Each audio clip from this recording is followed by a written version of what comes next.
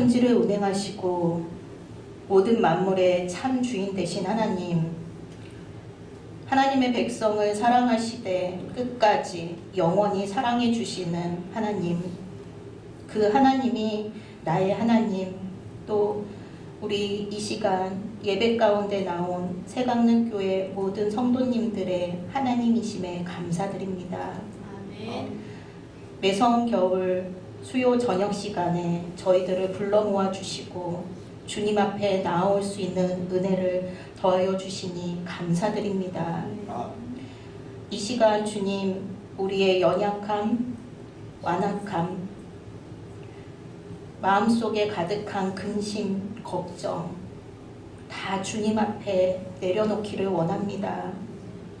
그래서 하나님, 주님의 말씀의 반석 위에 나를 세워주시고, 주님, 저는 아무것도 아닙니다. 이 시간 주님의 도우심과 인도하심을 바라봅니다 라고 고백할 수 있도록 도와주시옵소서. 주께 소망을 두고 보이는 것들을 의지하지 않고, 주님, 이 세상을 또 이 나라를 육신의 눈이 아니라 영의 눈으로 볼 수 있도록 도와주시옵소서. 주님, 이 시간 육신의 어려움이 있는 믿음의 식구들을 하나님께서 친히 찾아가 주셔서 강건케 되어지는 역사가 있기를 원합니다. 성모 형제와 또 그 아들을 간호하시는 최인자 권사님에게 위로와 지혜를 더하여 주시고, 추운 날씨 가운데 연로하신 권사님들, 성도님들, 또 어린 자녀들을 두고 있는 믿음의 식구들 영육간의 건강을 지켜주시옵소서. 내일 대전에서 진행되는 학생 수련회를 위해서 기도합니다. 참석하게 되는 우리 학생들 은혜의 시간을 허락해 주시고, 주님, 오고 가는 길 모든 일정 이행 하나님께서 함께하여 주시옵소서. 이 시간 예배 가운데 주님 서기를 원하니 하나님께서 모든 시종을 주님께 의탁드리며 예수님의 이름으로 기도드렸습니다. 아멘.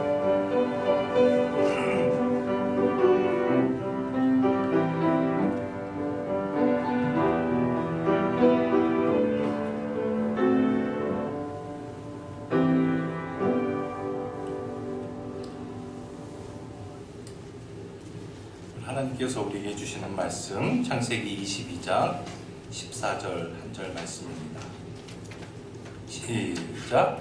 아브라함이 그 땅 이름을 여호와 이레라 하였으므로 오늘날까지 사람들이 이르기를 여호와의 산에서 준비되리라 하더라. 다시 한번 읽어봅시다. 좀 힘주어서 읽어볼까요? 시작. 아브라함이 그 땅 이름을 여호와 이레라 하였으므로 오늘날까지 사람들이 이르기를 여호와의 산에서 준비되리라 하더라. 아멘. 여러분, 창세기 22장은 어떤 별칭이 있다고 했어요? 아브라함의, 그렇죠, 아브라함의 시험장이라고 했죠. 하나님께서 아브라함의 믿음을 테스트한, 시험하신 내용을 담고 있기 때문이죠. 또 하나는 이삭 헌제장이라고 부른다고 했어요. 하나님께서 이삭을 바치라고 명령하셨기 때문에 아브라함이 아들 이삭을 하나님께 바쳐 드렸다는 의미라고 했죠. 자, 저를 보세요. 우리는 지난 2시간에 걸쳐서 하나님께서 아브라함을 시험하신 내용과 아브라함이 그 시험의 과정을 어떻게 거쳤는지를 함께 나누어 보았습니다. 여러분, 히브리 말로 시험하다라고 하는 동사가 뭐라고 했어요? 시험하다. 나사라고 했습니다. 다 같이 나사. 여러분, 나사라고 하는 동사는 그 동사의 주체가 누구냐에 따라서 의미가 달라진다고 했죠. 만약 나사의 주체가 사탄이 되면 그것은 그 시험의 의미가 뭐라고 했어요? 유혹이 된다고 했습니다. 영어로는 temptation. 그리고 그 유혹의 목적은 인간을 파멸시키는 데 있다고 했죠. 그래서 사탄이 우리를 시험할 때는 언제나 우리를 유혹에 빠지게 하고 또한 우리를 파멸로, 멸망으로 이끌어가게 되는 것이죠. 여러분, 우리가 주님의 기도를 드릴 때 이런 구문이 있잖아요. 우리를 시험에 들게 하지 마옵시고 악에서 구하옵소서. 여기서 그 시험의 주체는 누구예요? 그렇죠, 사탄입니다. 그래서 영어 성경에는 분명히 이 시험이 템테이션이라고 나와 있어요. 즉 사단의 시험으로부터, 사탄의 유혹으로부터 우리를 보호해 주시고 구해달라는 의미죠. 자, 그런데 이 낫사라고 하는 동사의 주체가 하나님이 될 때 그때는 어떤 의미라고 했습니까? 말 그대로 시험, 테스트, 그리고 또 훈련이라는 의미가 된다고 했죠. 여러분, 하나님께서 주시는 시험이 훈련이라는 의미가 될 때 그 훈련의 목적은 뭐예요? 우리를 강하게 하기 위함이에요. 그래서 하나님께서는 우리를 강한 믿음의 사람으로 만들어 주시기 위해 훈련의 과정을 거치게 하십니다. 여러분, 우리는 늘 잘 사는 것, 편안하게 사는 것을 목적으로 삼아요. 그러나 하나님께서는 우리가 경제적인 상황, 육체적인 상황에 상관없이 강한 믿음의 사람이 되기를 원하십니다. 왜냐하면 강한 믿음의 사람만 하나님의 도구로 쓰임 받을 수 있기 때문이에요. 자, 그리고 낫사의 의미는 말 그대로 시험, 테스트라고 했습니다. 학생들에게 시험을 치르게 하는 이유가 뭐예요? 실력을 길러주기 위함인데, 실력을 길러준다는 의미는 바꾸어 말하면 답을 알아가는 거잖아요. 시험을 치지 않으면 정답을 알 수가 없어요. 따라서 우리가 하나님의 시험을 통해서 그리스도인으로서, 하나님을 믿는 자녀로서 이 땅에서 어떠한 삶을 살아야 할지 바른 답을 알아가게 되는 것입니다. 그래서 하나님께서 아브라함을 시험하셨던 것이죠. 자, 그러면 하나님께서 아브라함에게 내셨던 시험 문제가 뭐였는지 다시 한번 볼까요? 22장 2절 말씀. 22장 2절 시작. 여호와께서 이르시되 내 아들 내 사랑하는 독자 이삭을 데리고 모리아 땅으로 가서 내가 내게 일러준 한 산 거기서 그를 번제로 드리라. 시험 문제가 뭐예요? 내가 100세에 얻은 너의 아들, 그 사랑하는 독자 이삭을 내가 너에게 일러준 산, 그 모리아 산에 가서 번제로 바치라는 거예요. 번제라고 하는 것은 모든 것을 다 태워서 완전 무결하게 없애버리는 제사잖아요. 그러니까 내 사랑하는 독자의 사지백체를 다 찢어서 각을 내고 안과 밖을 하나님 앞에 온전히 태워드리는 것이 하나님께서 내신 시험 문제였습니다. 그 시험 문제를 받은 아브라함이 슬퍼하고 불안해하고 걱정에 빠지고 절망에 빠졌나요? 전혀 그렇지 않죠. 아브라함은 그 다음날 아침 일찍 일어났습니다. 그리고 종을 데리고 아들과 함께 하나님께서 지정하신 그 산으로 지체 없이 의연하게 평소와 똑같이, 아니 오히려 더욱더 민첩하게 행동을 했습니다. 왜요? 아브라함이 믿었어요. 하나님 아버지께서 가나안 땅을 나에게 주신다고 한 것이 아니라 내가 낳은 아들 서자가 아니라 적자인 이삭을 통해서 너의 후손에게 주겠다라고 약속하셨기 때문에 하나님께서 이삭을 죽이지 않을 것이고 만약 죽이더라도 살릴 것으로 믿었기 때문에 이삭을 데리고 하나님께서 지정하신 산으로 올라갈 수 있었던 거죠. 그래서 아브라함이 그 시험을 다 거친 후에 해답을 얻었어요. 4가지 해답이었죠. 자, 첫 번째 답이 뭐예요? 우리 같이 한번 읽어볼까요? 시작. 믿음의 조상이 되기 위해서는 나의 자식이 하나님의 것임을 삶으로 고백하고 실천해야 한다는 것이죠. 고백하고 실천해야 한다. 여러분, 하나님께서 아브라함을 부르신 목적이 뭐예요? 뭘로 부르셨어요? 돈 많은 재벌로 삼아주시기 위해서 불렀나요? 위대한 왕으로 삼아주시기 위함이었나요? 아닙니다. 믿음의 조상으로 세워주시기 위함이었습니다. 그러면 믿음의 조상이 되기 위해서는 두말할 필요도 없이 그의 자식이 믿음의 자식이 되어야 하는 거 아니겠어요? 믿음의 자식이 되지 않으면 믿음의 조상이 될 수가 없잖아요. 그래서 내가 믿음의 조상이 되기 위해서는 내 자식을 하나님 앞에 철저하게 내어놓아야 되는 것이죠. 우리도 마찬가지입니다. 내 기업이, 내 가정이 믿음의 기업, 믿음의 가정이 되기를 원한다면 나의 기업이, 나의 가정이 하나님의 기업임을, 하나님의 가정임을 하나님 앞에서 내어놓는 고백과 실천이 반드시 필요한 것이죠. 자, 두 번째, 믿음은 끝까지 믿는 것이다. 다 같이 시작. 믿음은 끝까지 믿는 것이다. 아브라함이 하나님의 명령을 듣고 그 다음날 아침 이삭을 데리고 모리아 산을 향해 출발할 때 하나님께서 그 출발하는 그 상황을 보고 야, 내가 너의 믿음을 이제 봤어. 그렇게 말씀하셨나요? 아닙니다. 모리아 산 밑에 도착했을 때 그때서야 너의 믿음을 보았다고 했나요? 아니에요. 모리아 산에 데리고 올라갔을 때, 이삭을 포박했을 때, 제단에 눕혔을 때, 아브라함이 칼집에서 칼을 뽑아 들었을 때, 찍으려고 칼을 들었을 때, 아닙니다. 자식을 죽이려고 칼을 내리치는 바로 그 순간이었습니다. 그제야 비로소 하나님께서 이제 내가 너의 믿음을 봤다. 여러분, 우리는 지난주에도 말씀드렸듯이 항상 믿음의 경계선을 내가 정합니다. 그래서 여기까지만 믿으려고 해요. 그런데 히브리 말로 믿는다, 신뢰한다 라고 하는 말이 바타흐라고 했는데 그 뜻이 뭐라고 했어요? 기댄다라는 뜻이라고 했잖아요. 하나님께서 나를 버텨줄 줄 알고 기댔어요. 근데 제가 자꾸 넘어지려고 해요. 자꾸 넘어져요. 그럼에도 불구하고 하나님께 기대는 거라고 했잖아요. 언제까지? 내가 땅바닥에 쓰러질 때까지. 끝까지 하나님께 기대는 겁니다.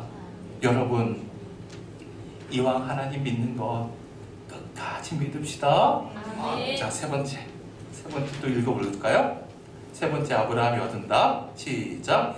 우리가 하나님의 언약을 믿을 때 하나님께서는 당신을 위해서 당신의 언약을 믿는 사람에게 필요한 것을 미리 준비하신다.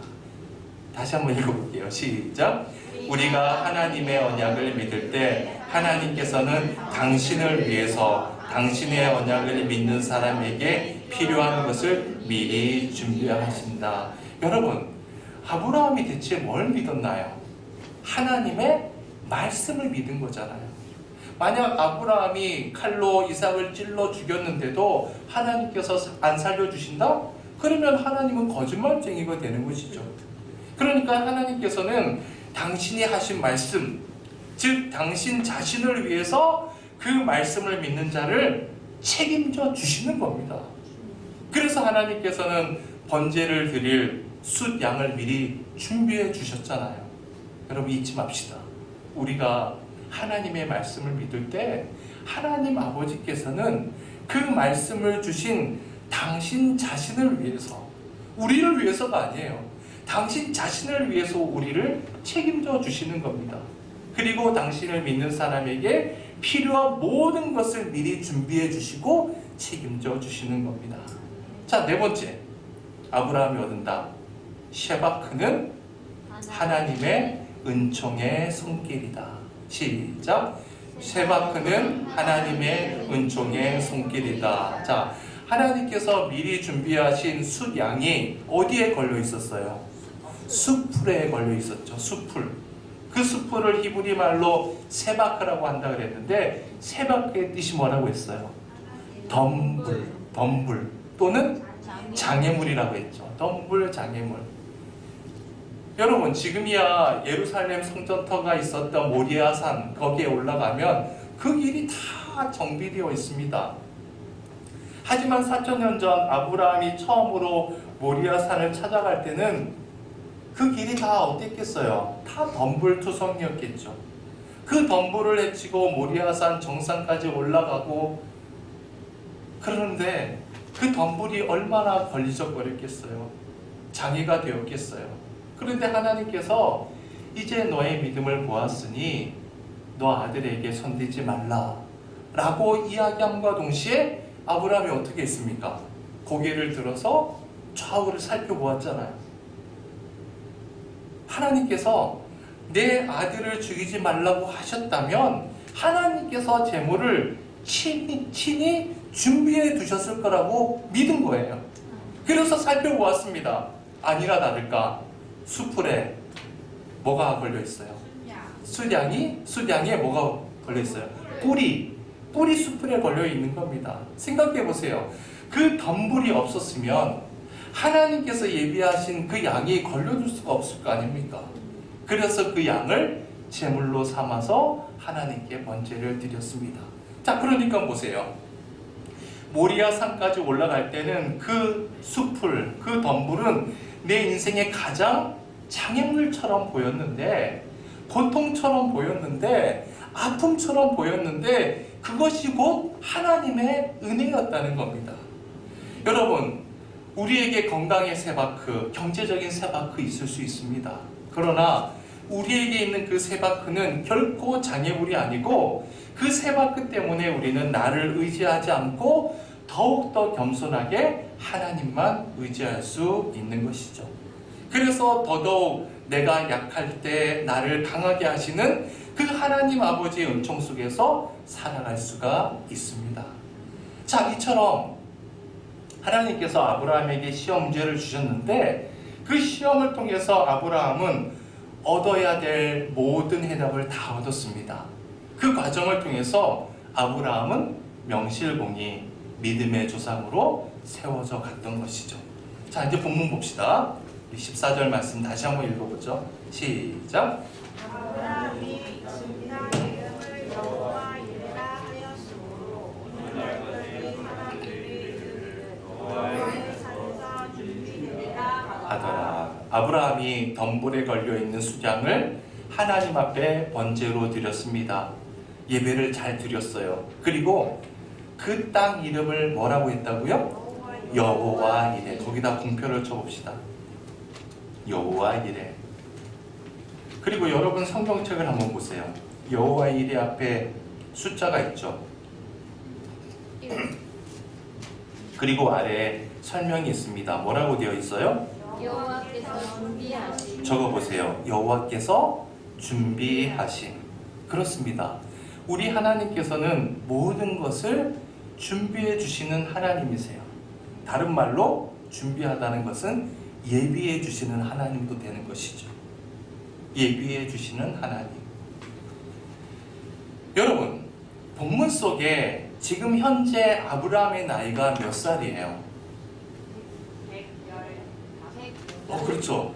이삭의 나이가 최소 몇 살이라고 했어요? 15이라고 했을 때 아브라함도 약 115살이 되는 거예요.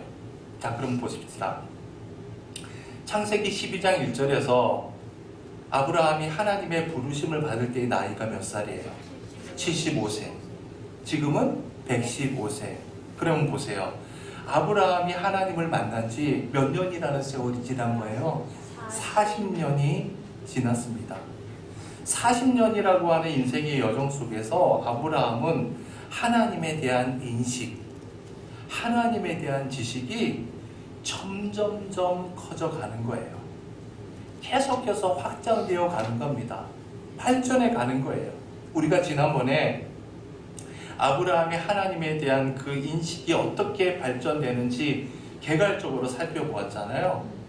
근데 이 시간에는 좀 더 구체적으로 한번 나누어 봅시다. 우선 제일 먼저 아브라함이 만났던 하나님에 대한 인식은 무엇이었는가? 창세기 12장 2절 말씀 봅시다. 시작. 내가 너로 큰 민족을 이루고 내가 복을 주어 내 이름을 창대하게 하리니 너는 복이 될지라. 자, 아브라함이 제일 먼저 만나서 알게 된 하나님은 어떤 하나님? 복 주시는 하나님. 적어보세요. 첫 번째 아브라함이 하나님에 대한 인식이 뭐였는가? 복 주시는 하나님. 그 당시에 아브라함의 나이가 몇 살? 75살. 자, 그러면서 하나님께서는 너의 이름을 창대하게 해주고 큰 민족을 이루고 너 자체가 복이 되게 해주겠다. 아브라함의 모든 한계를 뛰어넘어서 새로운 가치, 새로운 의미의 삶을 살아가는 복을 주겠다라고 약속합니다. 여러분, 만약 하나님께서 아브라함을 처음부터 내 명령을 따르라, 내가 이렇게 이야기할 테니까 내 명령에 무조건 순종해라 라고 명령을 먼저 주셨다면 아마 아브라함은 그 명령에 순종하기가 쉽지 않았을 거예요. 그러니까 복을 먼저 주시는 하나님이셨기 때문에 아브라함은 그 복을 마음에 품고 하나님의 명령을 쫓아서 본토, 고향, 친척, 아비집을 버리고 복 주시는 하나님께 자기 삶을 맡길 수 있었던 것이죠. 자, 그런데 아브라함의 신앙은 그 기복적인 신앙, 복 주시는 하나님에 머물러 있지 않았다는 거예요. 자, 두 번째 봅시다. 창세기 12장 21절로 23절입니다. 읽어보죠. 시작. 소돔 왕이 아브라함에게 이르되 사람은 내게 보내고 물품은 내가 가지라. 아브라함이 소돔 왕에게 이르되 천지의 주제이시오 지극히 높으신 하나님 여호와께 내가 손을 들어 맹세하노니 내 말이 내가 아브라함으로 치부하게 하였다 할까 하여 내게 속한 것은 실 한 우락이나 들매끈 한 가닥도 내가 가지 아니하리라. 자, 저를 보세요. 이건 좀 설명이 필요합니다. 지금 이 배경이 무슨 얘기냐 하면 아브라함과 함께 살던 롯이 가축이 많아졌어요. 그래서 아브라함의 종과 롯의 종들이 한바탕 싸우잖아요. 한 번만 싸우는 게 아니에요. 계속해서 싸웁니다. 그래서 결국 롯과 아브라함이 결별하게 되잖아요. 롯은 결국 어떤 땅을 선택했어요? 소돔 땅. 네, 좋은 땅이죠. 소돔 땅을 선택했죠. 그리고 얼마 후에 롯이 살던 소돔에 저기 북쪽에 사는 그돌라오멜 왕과 연합국 5개가 함께 쳐들어옵니다. 그래서 소돔에 사는 사람들과 모든 재산을 다 빼앗아 가잖아요. 소돔 왕도 포로로 끌려가고, 그리고 아브라함의 조카 롯도 포로로 끌려가요. 그 이야기를 전해 들은 아브라함이 자기 집에서 키운 칼잡이, 특공대 몇 명? 318명을 데리고 저기 호박까지 가서 그돌라오멜 연합군, 그 5개 연합군을 단숨에 다 격파하잖아요. 그리고 모든 소돔 사람과 그 사람들의 재산까지 다 찾아오잖아요. 기억나시죠? 예. 그러면 보세요. 당시는 고대 시대예요. 당시의 관습은 전쟁에서 이긴 자가 모든 것을 다 갖는 겁니다. 당연한 거죠. 승리하는 그 순간부터 소유권이 다 바뀌는 거예요. 자, 그러면 생각해 보세요. 아브라함이 뒤쫓아가서 북쪽 연합군과 그돌라오멜 왕을 다 쳐부수고 모두 되찾아왔어요. 그 순간부터 그 모든 전리품들, 소돔의 모든 재산들은 다 누구 거예요? 아브라함 거예요. 당연한 거죠. 그 모든 것은 아브라함 소유가 되는 겁니다. 소돔 왕은 이미 패망한 왕이잖아요. 그런 패배한 왕이 그 물건과 사람에 대한 권리를 가질 수 있나요? 없어요. 즉 전리품에 대한 모든 권한은 지금 아브라함에게만 다 있는 겁니다. 그런데 21절을 보세요. 21절에 보면 소돔 왕이 뭐라고 해요? 사람은 내게 보내고 물품은 너가 가져가라. 재물은 다 당신이 갖고 사람은 내게 좀 돌려보내라는 거예요. 그러니까 소돔 왕은 마치 그 소유권이 자기에게 있는 것처럼 아브라함에게 마치 인심을 쓰는 그런 꼴이 되는 겁니다. 그러면 여러분 보세요. 생각해 보세요. 만약 재물을 아브라함이 가져갔다고 생각해 봅시다. 자, 그러면 소돔 왕은 이후로 심심하면, 걸핏하면 아브라함은 자기가 재물을 줘서 부자가 됐다라고 공공연하게 떠들며 다니겠죠. 그럴 수 있는 사람이에요. 소돔 왕은 그렇게 지극히 세속적인 사람이거든요. 그래서 아브라함이 어떻게 합니까? 22절 다시 한번 볼까요? 시작. 아브라함이 소돔 왕에게 이르되 천지의 주제이시오 지극히 높으신 하나님 여호와께 내가 손을 들어 맹세하노니. 무슨 말입니까? 소돔 왕 당신이 나를 부자 만들어 줬다고 말할까봐 나는 그 다음에 보면 그 23절에 보면 나는 실 한 오락이나 들매끈 한 가닥도 가지지 않겠다. 신발끈 하나도 가지지 않겠다라고 선언을 합니다. 자, 그러니까 보세요. 복 주시는 하나님에 대한 인식에서 하나님의 인식이 어떻게 바뀐 거예요? 적어보세요. 천지의 주제이신 하나님. 22절에 나와 있죠? 천지의 주제이신 하나님으로 발전을 한 겁니다. 여러분, 여기서 천지의 주제는요, 히브리 말로 코네라고 하는데, 거기 옆에 또 한번 적어보세요. 주제는 소유자라는 뜻이기도 해요. 주제가 뭐라고요? 소유자. 아브라함이 생각할 때 내게 복을 주시는 하나님은 어떤 분이라는 거예요? 그분은 천지를 소유하신 분이라는 거예요. 천지의 주인이라는 분이라는 거예요.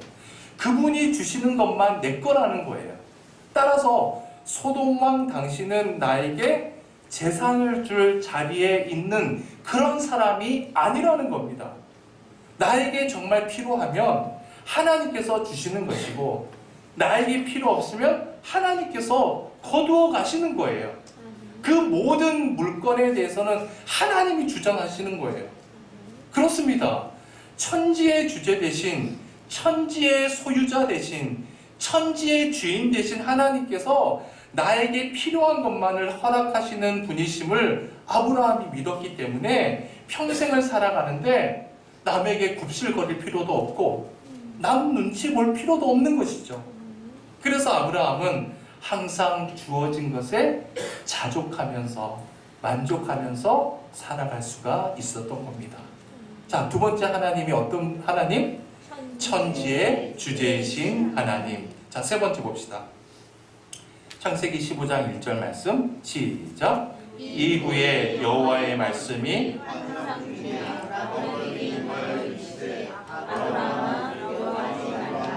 나는 내 방패요 너의 지극히 큰 상급이니라. 자, 세 번째 하나님은 어떤 하나님이에요? 방패와 상급 되시는 하나님. 어떤 하나님이라고요? 방패와 상급 되시는 하나님. 여러분, 아브라함이 지금 고향을 떠나서 가나안 땅에 지금 이주를 해왔습니다. 그런데 그 가나안 땅이라고 하는 곳은 아무도 살지 않는 그냥 황무지였나요? 아닙니다. 그 땅에는요, 이미 오래전부터 살던 토착민들, 원주민들이 있었어요. 그래서 원주민들의 텃세 때문에 처음부터 아브라함이 정착하기가 참 어려웠다는 거 우리가 배웠잖아요. 그때 하나님께서 아브라함에게 지금 이렇게 말씀하시는 거예요. 아브라함아, 두려워하지 말아라. 내가 너의 뭐가 되어줄게? 방패가 되어줄게. 여러분, 방패라는 것은 무엇으로부터 방어해주고 보호해주는 역할이잖아요. 강한 방패일수록 나를 더 철저하게 보호해주겠죠. 그러면 생각해 보세요. 하나님께서 방패가 되어주시는 것보다 더 큰 방패가 어디 있겠어요? 이 세상의 모든 세력으로부터 방패가 되어주세요. 이 세상의 모든 도전으로부터 방패가 되어주세요. 이 세상의 모든 유혹으로부터, 죄의 심판으로부터 내가 방패가 되어주겠다는 겁니다. 그리고 또 하나님께서 뭐라고 합니까? 내가 바로 너의 지극히 큰 상급이다 라고 하세요. 여러분, 여기 상급이라고 하는 말은 히브리 말로 사칼이라고 하는데 적어보세요. 뜻이 뭘까요? 혹시 기억나세요? 상급? 대가입니다. 대가. 사카르가 뭐라고요? 대가. 너가 나와 함께 동행할 때 너한테 대가가 주어진다는 겁니다. 그러면 여러분은 하나님을 잘 섬기고 잘 믿는 대가로 무엇을 받기를 원하세요? 하나님으로부터 받고 싶은 것들 여러 가지가 있을 수 있잖아요. 어떤 대가를 받고 싶으세요? 중요한 것은 하나님께서 이 세상의 모든 것을 다 합친 것보다도 더 큰 대가, 더 큰 상급을 우리에게 주시는데 그 큰 대가가 바로 당신 자신이라는 겁니다. 당신 자신, 내 자신이 너를 위한 대가라는 겁니다. 내 자신이 너를 위한 지극히 큰 상급이라는 거예요. 여러분, 누군가가 내게 상을 준다면 상을 받은 그 순간부터 그 상은 내 거잖아요. 학교 선생님이 나한테 상을 주셨다면 그때부터 그 상은 내 거예요. 나중에 반납하라고 하면 그것은 상일 수 없죠. 상이라고 하는 것은 받는 순간부터 내 겁니다. 따라서 하나님께서 내가 너의 대가고 상급이라고 하는 것은 곧 내가 어디에 있든지 내가 너와 함께 하신다는 거예요. 내가 너와 함께 하신다를 다른 말로 뭐라고 해요? 임마누엘이라고 하죠. 우리와 함께 하시는 하나님이라는 뜻이에요. 임마누엘 하나님 되어주세요. 중요한 것은요, 그 하나님께서는 우리의 지난 과거의 어느 한 시점이나 또한 지금 이 순간, 미래의 어느 한순간에만 우리와 함께하는 분이 아니라는 겁니다. 여러분, 모세가 시내산에서 하나님의 부르심을 받잖아요. 하나님께서 모세에게 이제 애굽으로 가서 고통받고 있는 내 백성을 구해와라 라고 명령을 하십니다. 그런데 여러분, 모세가 어떤 사람이에요? 모세는 이집트에 한 번도 가보지 않고 이집트에서 아무것도 모르는 그런 사람이 아니잖아요. 모세는 40년 동안 이집트 왕궁에서 왕자로 살았던 사람 아닙니까? 즉 이집트의 군사력이 얼마나 가공스러운지 누구보다도 잘 아는 사람이에요. 그 모세에게 군사 한 명, 무기 하나 주시지 않고 그냥 지팡이 달랑 하나 주시면서 맨몸으로 호를단신으로 구해오라는 겁니다. 그때 모세가 하도 기가 막혀가지고 하나님께 묻습니다. 나한테 그런 명령을 내리는 당신 대체 누굽니까? 애굽에 가면 히브리 백성들에게 당신을 뭐라고 소개해야 됩니까? 기가 막혀서 물어요. 그 말의 의미가 뭐겠어요? 나한테 그런 황당한 명령을 내리시는 당신 대체 누구십니까? 왜 그런 소리를 나한테 하십니까? 그때 하나님께서 뭐라고 말씀하세요? 출애굽기 3장 14절 봅시다. 출애굽기 3장 14절 시작.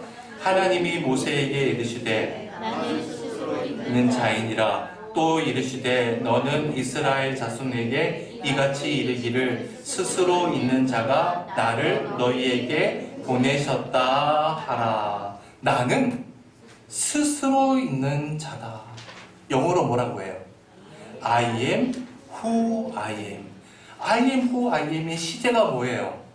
현재잖아요. 현재형이에요. 하나님은 현재형으로 대답하고 있어요. 나는 언제나 현재형으로 너와 함께 하시는 하나님이라는 거예요. 너에게 군사 한 명 없어도 칼자루 하나 없어도 I am who I am. 나는 언제든지 현재형으로 너와 함께 있을 것이다. 임마누엘 해주실 것이다. 그 믿음으로 가라는 거예요. 결국 현재형으로 함께 하시는 그 하나님을 믿고 모세가 애굽으로 탐대하게 가잖아요. 그리고 하나님을 의지해서 이스라엘 백성들을 다 출애굽시키지 않습니까? 그러니까 보세요. 하나님께서 아브라함에게 나는 너의 방패요 너의 지극히 큰 상급이라고 말씀하실 때 현재형으로 내가 너의 방패가 되어주고 내가 너의 하나님이 되어줄게. 그런 의미가 되는 것이죠. 자, 세 번째, 아브라함이 깨달은 하나님이 누구라고요? 방패와 상급 되시는 하나님. 자, 네 번째입니다. 창세기 17장 1절 시작. 아브라함이 99세 때에 나는 전능한 하나님이라. 너는 내 앞에서 행하여 완전하라. 아브라함이 99세 때에 하나님을 통해서 알게 된 것. 하나님은 어떤 하나님이라고요? 전능하신 하나님. 그 전능하신 하나님께서 아브라함에게 뭐라고 말씀하세요? 너는 내 앞에서 행하여 완전하라. 여기서 내 앞에서 행하라. 이 말이 히브리 말로 히트 할라크라고 한다고 했죠. 너는 내 앞에서 어떻게 하라? 걸어가라. 내 앞에서 걸어가라는 뜻이에요. 그러면 보세요.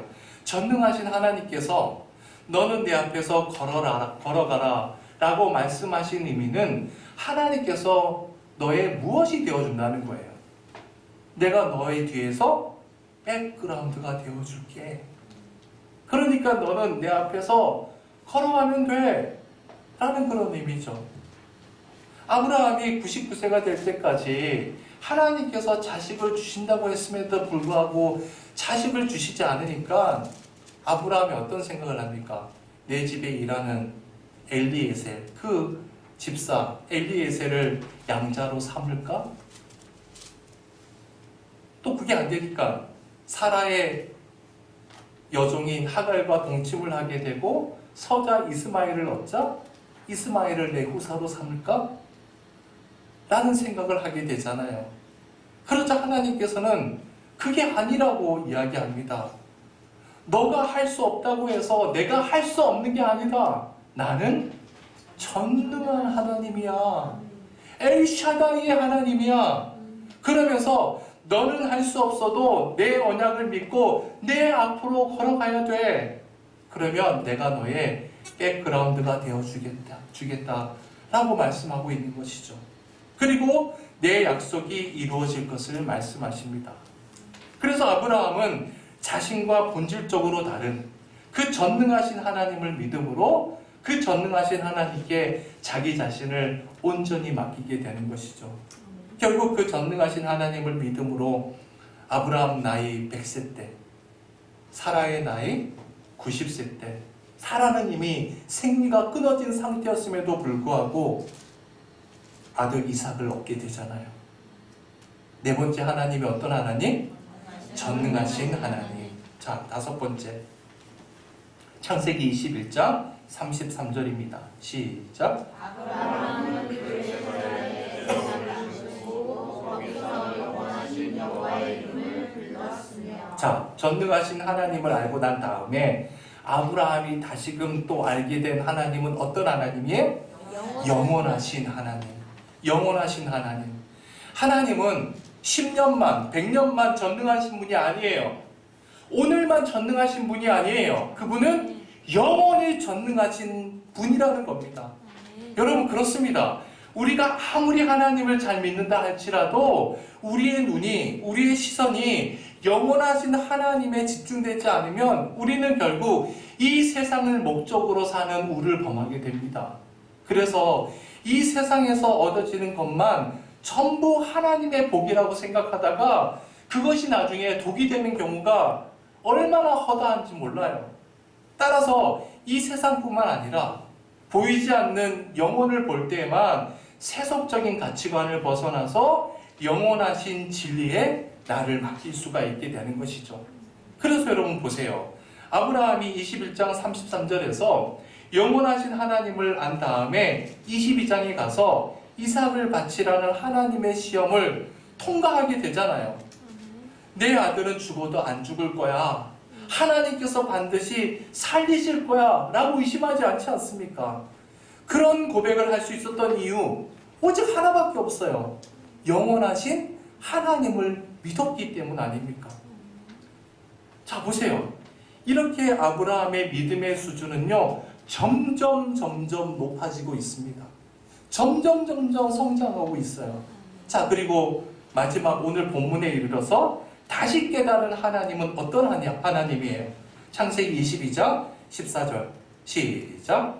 아브라함이 그 땅 이름을 여호와이라 하였으므로 오늘날까지 사람들이 준비되리라 하더라. 자, 하나님은 영원하세요. 전능하시고요. 천지의 주제시라고 해서 우주처럼 큰 일에만 관심이 있으시고 인간 개개인에게는 아무런 관심을 쏟지 않는 분이신가요?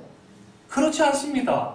그분은 우주의 역사도 주관하시고 인간의 역사, 세상의 역사도 다 주관하시지만 한 사람 한 사람 개개인의 삶 속에서도 개입하셔서 그 한 사람 한 사람에게 필요한 모든 것을 세세하게 여호와 이레로 준비하고 예비해 주시는 하나님이라는 사실입니다. 아브라함은 바로 그 하나님을 지금 고백하고 있는 거예요. 나의 개인적인 세세한 것까지 준비해 주시고 예비해 주시는 여호와 이레의 하나님을 지금 깨닫고 있는 것이죠. 여호와 이레의 하나님, 여호와 이레의 하나님. 여섯 번째 깨달은 하나님이 누구라고요? 여호와 이레의 하나님. 아이고, 목이 아프네요. 제가 감기가 좀 걸려서. 자, 보세요. 40년 동안 아브라함의 믿음이 얼마나 커졌습니까? 자, 처음부터 한번 보세요. 1번 뭐라고요? 복 주시는 하나님. 두 번째, 천지의 주제이신 하나님. 세 번째, 방패와 상급 되시는 하나님. 네 번째, 전능하신 하나님. 다섯 번째, 영원하신 하나님. 여섯 번째. 여호와 이레의 하나님. 자, 여러분, 중요한 것은요, 이렇듯 믿음이 점점 커진다고 하는 것은 다른 말로 표현하면 그만큼 나를 더 부인하는 것을 의미해요. 나를 더 부인해야 돼요. 여러분, 잊어서는 안 됩니다. 믿음이 커진다고 하는 것은 하나님에 대한 인식과 자기 부인이 정비례 한다는 것을 꼭 기억하셔야 됩니다. 만약 나를 부인하지 않는 가운데서 내 믿음이 커졌다면 그것은 하나님을 믿는 것이 아니라 결국 나를 믿는 겁니다. 자기 생각을 믿는 거예요. 그것은 자기 체면에 지나지 않아요. 내가 하나님에 대한 지식이, 하나님에 대한 인식이 커지면 커질수록 그분의 크심을 알면 알수록 나는 하나님 앞에서 좁쌀만도 못한 존재인 것을 알 수밖에 없습니다. 나는 작은 존재일 수밖에 없어요. 따라서 나는 하나님 앞에서 내세울 것 아무것도 없음을 더욱더 깨닫게 되는 것이죠. 그래서 나를 가리면 가릴수록 그 크신 하나님의 은혜의 역사가 더 활발히 일어나는 것을 알게 되는 것입니다. 하나님 앞에서 나를 더 크게 부인하면 부인할수록 나를 통해서 하나님의 역사는 더 크게 일어나게 되는 것이죠. 사랑하는 여러분, 아브라함이 하나님을 알아가는 그 지식이 계속해서 커져갔던 것처럼 저와 여러분도 아브라함처럼 하나님을 향한 그 지식이 점점 더 확장되고 커져가는 그 은혜가 있길 원합니다. 그러면 그럴수록 내가 좀 더 하나님 앞에서 부인하는 역사도 일어나기를 주님의 이름으로 축원해 드립니다. 기도합시다. 여호와 이레 하나님 아버지, 아브라함은 제일 처음 복 주시는 하나님을 만났고 그 이후로 천지의 주제이신 하나님, 방패와 상급 되신 하나님, 전능하신 하나님, 영원하신 하나님, 여호와 이레 하나님을 만났습니다. 40년 동안 아브라함의 믿음은 정말 몰라보게 성장하고 커져가는 과정을 우리가 알게 되었습니다. 주님, 우리도 아브라함처럼 우리의 믿음이 성장하길 원합니다. 하나님에 대한 지식이, 하나님에 대한 인식이 날로 확장되게 하여 주옵소서. 그래서 우리의 믿음을 통해서 우리의 가정과 우리의 이웃과 우리의 동료들 사이에서 생명의 역사, 구원의 역사가 일어날 수 있도록 인도하여 주옵소서. 모든 은혜 감사드리며 예수님의 이름으로 기도드립니다. 아멘. 우리 314장 함께 찬양합시다. 그 크신 하나님의 사랑 날보다 영영